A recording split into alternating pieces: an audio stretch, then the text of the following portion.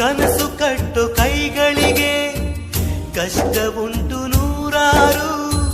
ಬ್ರಹ್ಮ ಬರೆದ ಬರಹದಲ್ಲಿ ದಿನಕ್ಕೊಂದು ತಕರಾರು.